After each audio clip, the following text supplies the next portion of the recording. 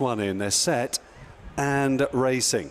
Underway here with the Juddmonte Royal Lodge Stakes Group 2, and a good start made by Sant in the red jacket as they race over the Rowley Mile. On the near side, Capulet in the dark blue colours sits handy as well, just ahead there of the yellow of Caviar Heights. Over on the far side, Al Musmak is 2 lengths behind Sant. Ghostwriter racing in 5th place ahead of Arblan, and then on the inside is At Vimero. Macduff is also patiently ridden, as indeed is Defiance in the pale blue jacket, dark blue cap at the back of the field.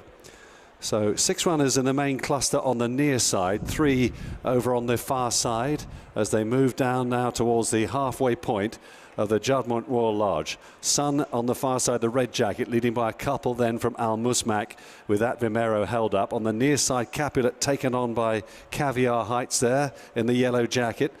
Capulet just being shaken up now by Ryan. Behind them, Ghostwriter poised with Arblan, who's being pushed along by Will Buick, but closing.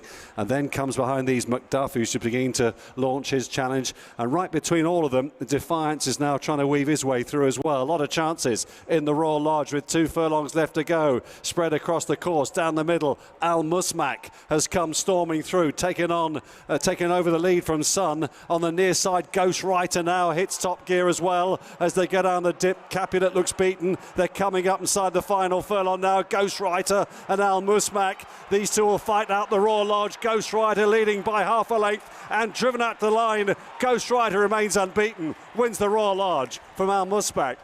Capulet stayed on again with Macduff close up behind them in 4th. Ghostwriter remains unbeaten, a taking winner of the Royal Lodge, 100-30 for Richard Kingscote, Clive Cox and Jeff Smith. Second, Al Musmak, 7-1. Third, Capulet, 7-4 favourite. And the latter, very much not handling the track, is showing his inexperience here.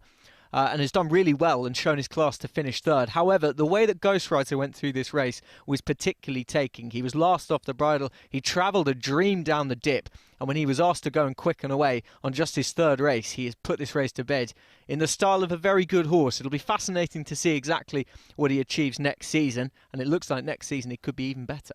Rich Kingscote was on board Ghostwriter, and your body language at about the 2 furlong pole suggested you thought you had it won. Yeah, I didn't. Obviously, you know, up to a mile, and he was still taking me into the race nicely. So I was just able to keep him with a bit of company. And he looked like he was well suited to a mile. Do you think this is his trip?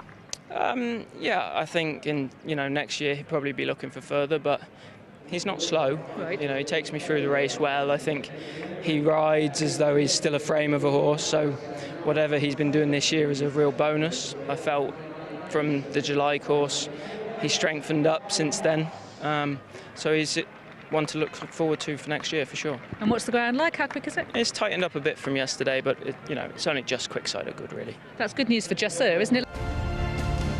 It's another